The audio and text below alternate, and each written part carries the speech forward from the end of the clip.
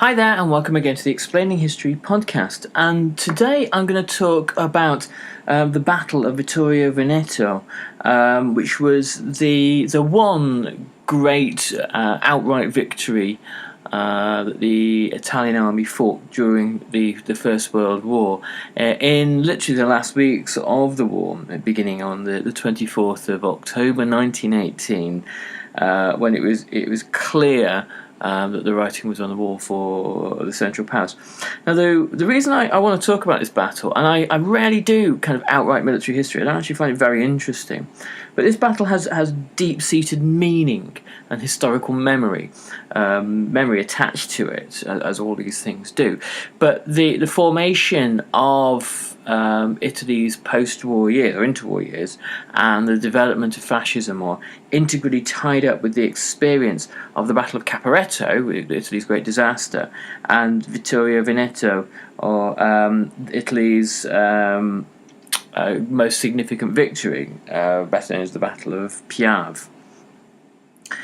So the offensives that were happening all over Europe and the Middle East in the last 2 months of the war, against Germany, the 100 Days Offensive, against Turkey in what is now Iraq, and in Palestine. These were joined by an Italian offensive against Austria, Italy having joined the Allied powers, or the Entente powers, in 1915.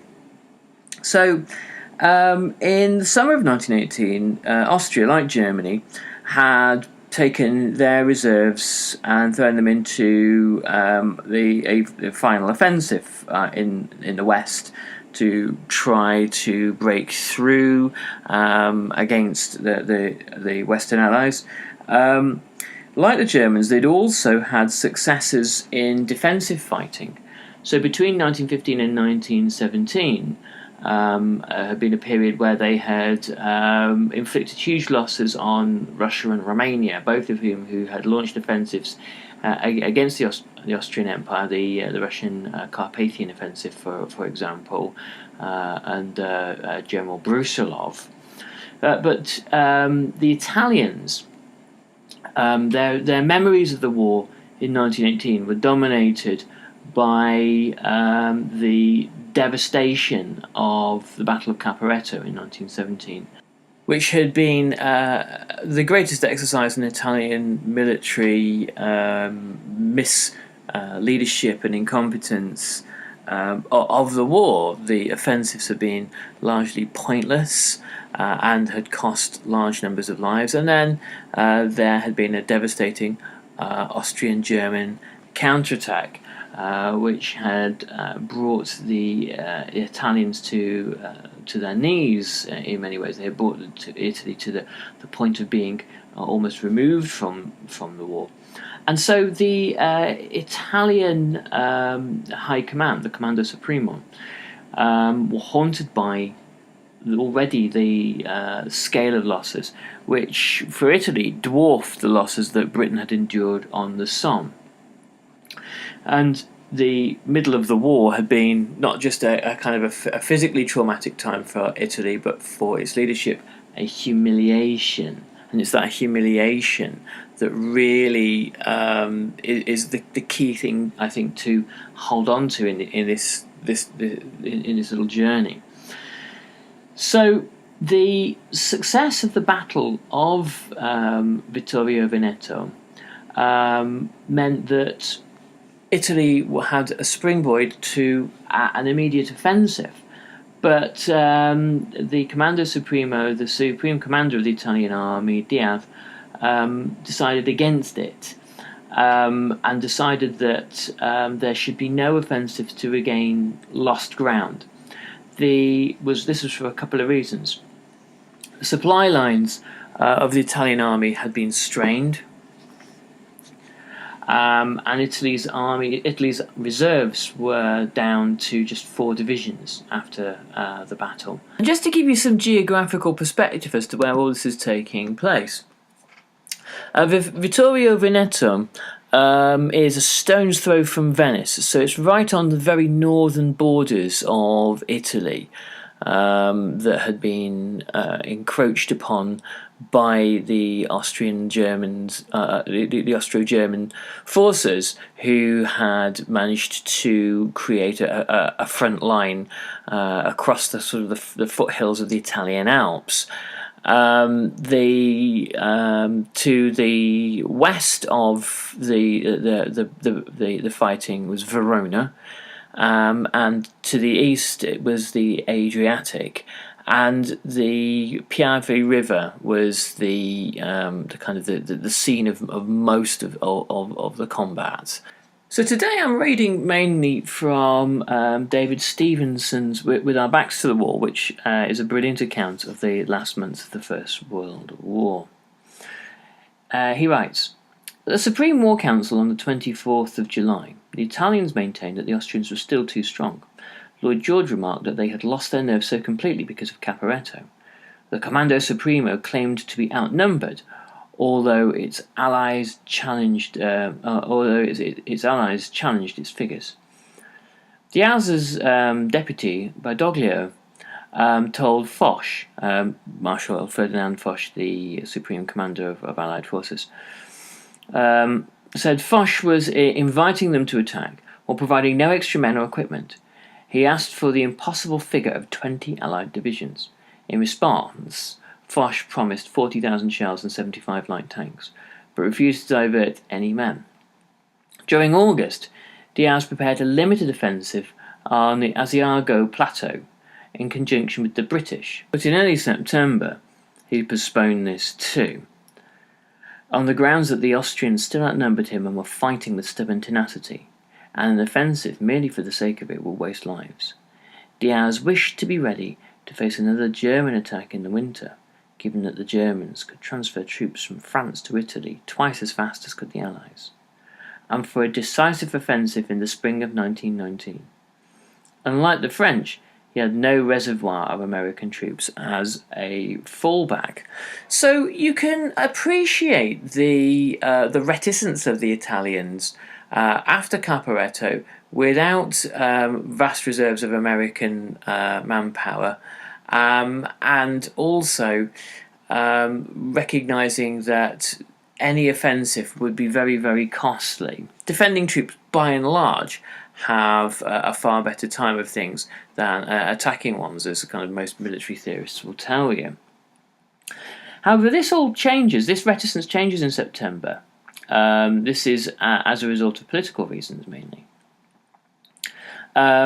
There had been a breakthrough in the Balkans, in Greece, and during that summer, the Italian government had supported Diaz, but the Italian cabinet was divided, and the finance minister, Francesco Nitti, agreed with Diaz, but the foreign minister, Sidney Sonnino, who would lead the negotiations at the Paris Peace Conference, sympathised with Italy's allies.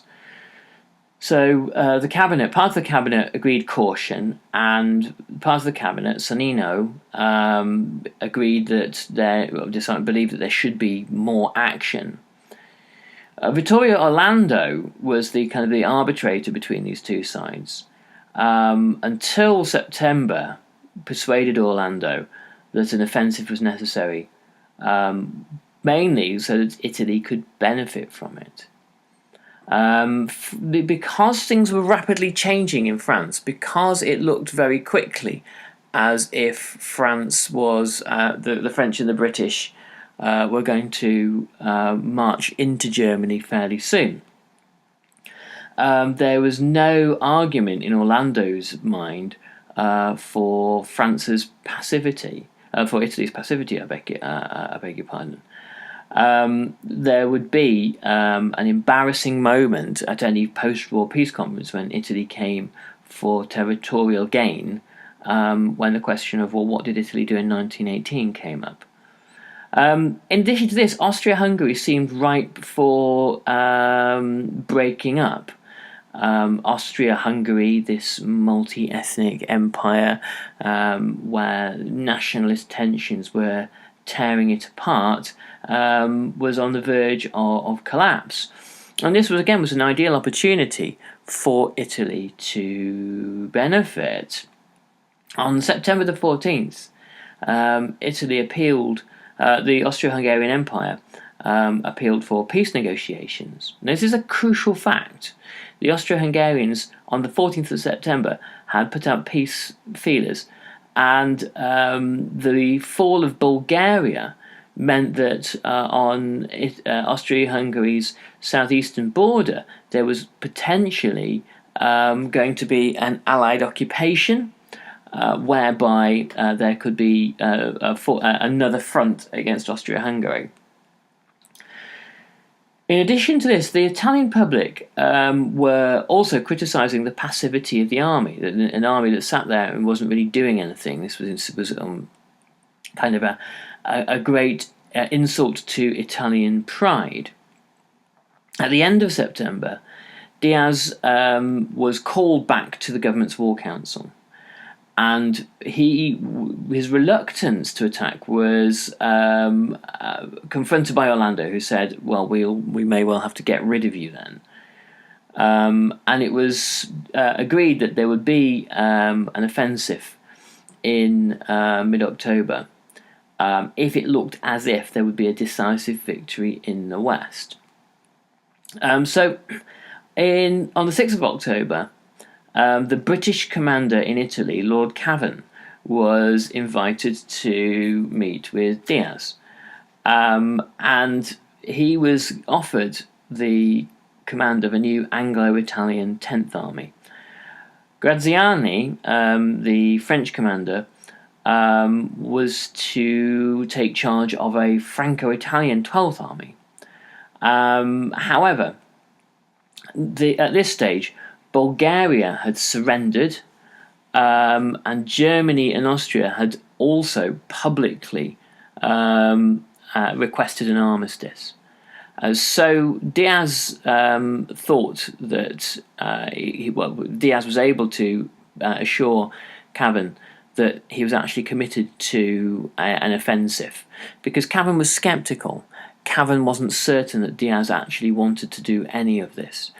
Cavan thought that Diaz was probably looking really to sit the last few months of the war out and allow events to play out as they should do. However, and Diaz probably would have wanted that, but it was the Italian government that believed that spoils needed to be gained. In some ways, it could be argued that there was virtually no justification for the loss of life of the Vittorio Venetto offensive if Austria had requested an armistice or had peace feelers. The Comando Supremo, his idea of the battle focused on the River Piave, where it was hoped that there could be a breakthrough across one of the islands in the river, Papadopoli, and the army that broke through would be flanked on the left and the right sides by Cavan and Graziani's armies. And this would, in theory, if you could do it, create a bridgehead, sort of a salient into the Austro-Hungarian lines and split the Austro-Hungarian armies. And the western side would be stuck in the mountains and cut off from railways, so they would be surrounded and would be starved out in essence or forced to surrender. The plan required moving Allied divisions and the Italian divisions to the Piave River, and this period of concentration ran from the 26th of September to the 10th of October. And if you imagine, in that time, 800 medium guns, 800 field guns, 500 trench mortars were moved to the attack zone, mostly from the mountains. and 1.5 million shells were moved forward. So that's why it takes the best part of 3 weeks to do it all. The British officers and their men were seen in Italian uniforms because there was obviously as much sort of secrecy and misdirection as possible during this period. The divisions that marched generally marched secretly and by night. So David Stevens writes, according to Italian sources, on the eve of the battle, the Austro-Hungarian forces comprised 55 infantry and 6 cavalry divisions with 6,145 guns. In the attack sector, their divisions numbered 31.5, although their divisions were weaker than Allied ones.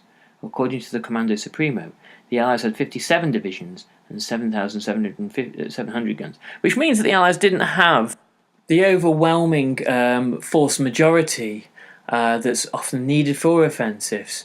They were relatively evenly matched, but it was the quality and the morale of Austro-Hungarian manpower that really counted in this case.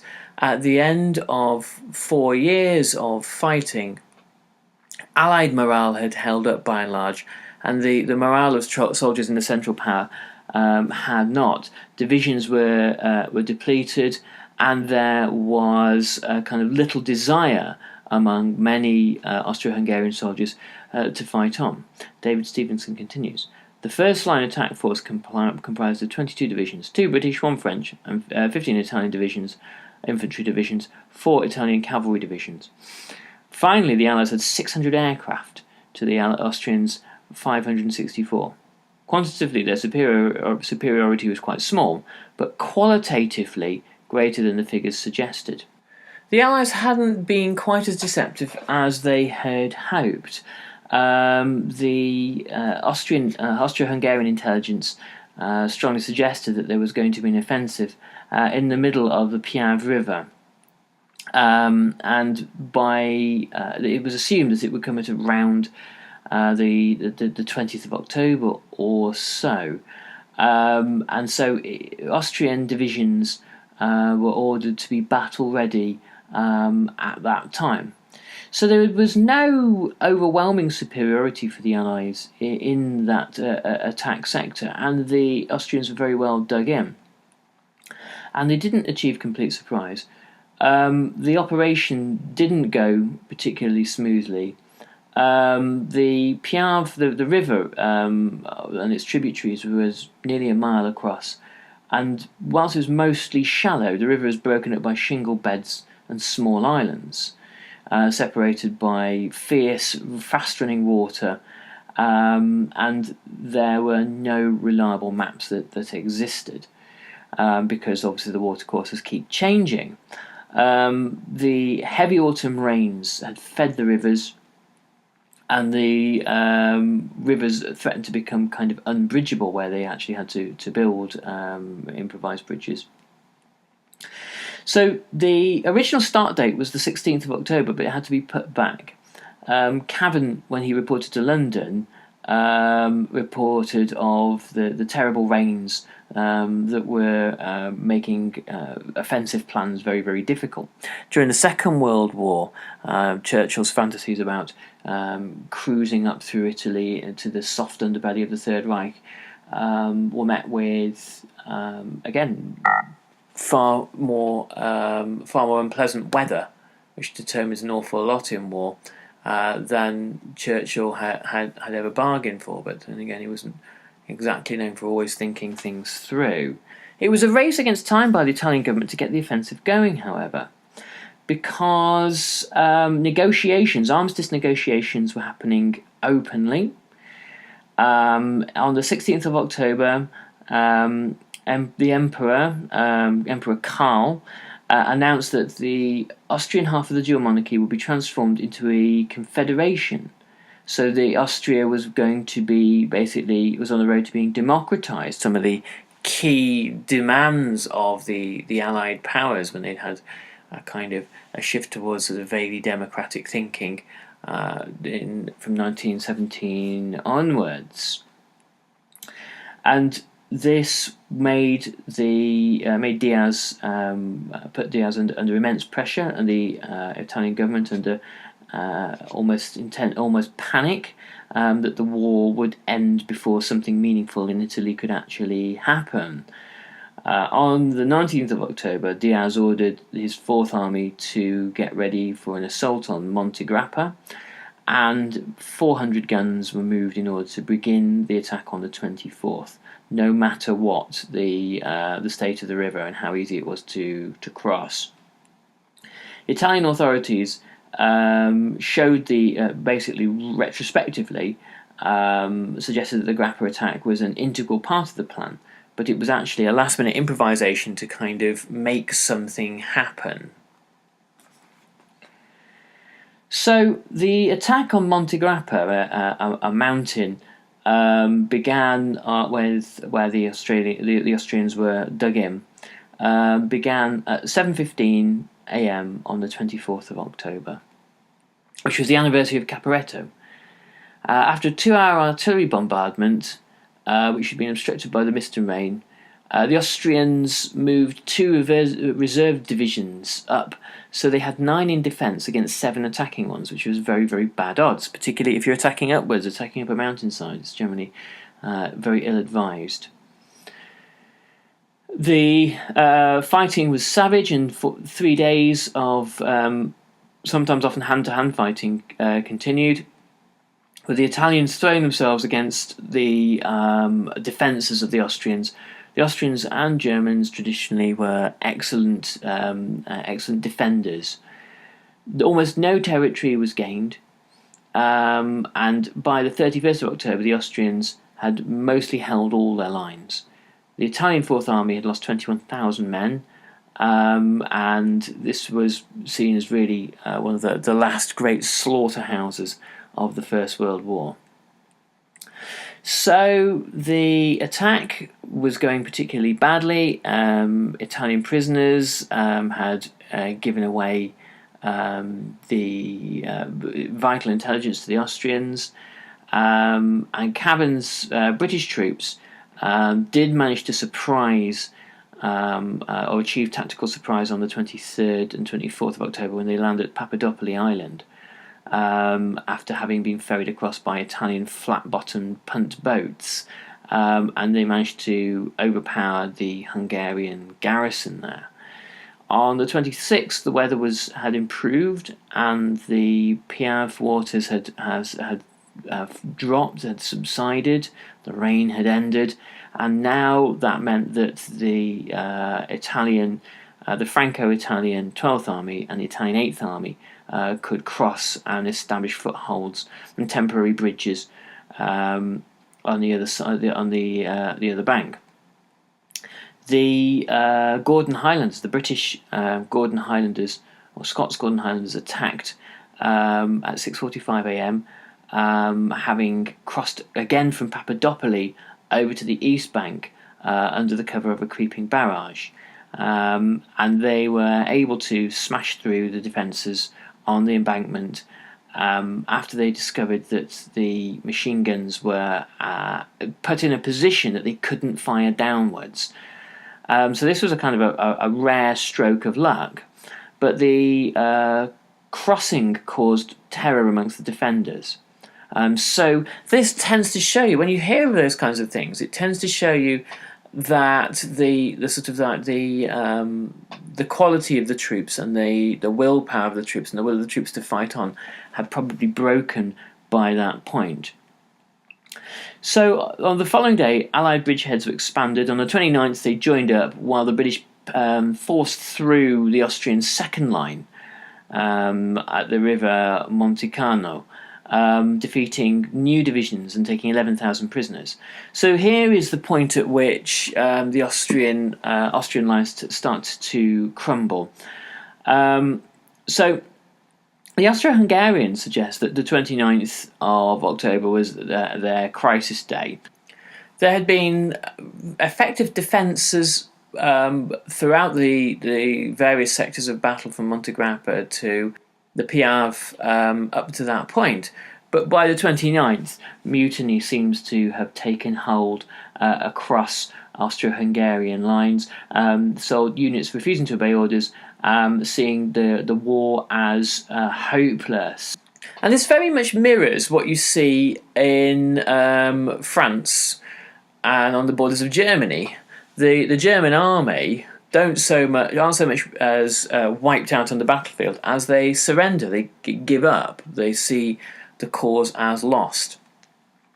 And so the combined effects of long-term fighting, long-term warfare, a war of attrition really against the Central Powers, sees this condition across all the Central Powers in late 1918, a collapse of resolve and a recognition that in the face of new American troops pouring into Europe, the position is hopeless. So in that light, one could argue that the actual Vittorio Venetto offensive was largely pointless. It only served really to give Italy a seat at the Paris Peace Conference and to present Italy as a credible war power. Italy had to sacrifice lives in order to achieve this immense victory, which was likely to happen anyway, as Austria looked to exit the war. If you're politicians and military leaders looking to exit the war, your troops will know this and they will be unlikely to want to fight vociferously on your account. The problem as well is that it was this victory, as I said, that gave the Italians the seat at the table, and also the martyrdom of Caporetto that went so horribly wrong. And the limited response, the limited gains, the very minor gains that Italy got as a result of this sacrifice and this victory, fuel into this sense of Italian victimhood, of martyrdom, of resentment, and give the growing Italian fascist movement all sorts of arguments to justify it and to encourage Italian militarism in the future. Anyway, I'll finish there, and I hope you found that useful, and I'll catch you on the next Explaining History podcast. Thanks very much. Bye-bye.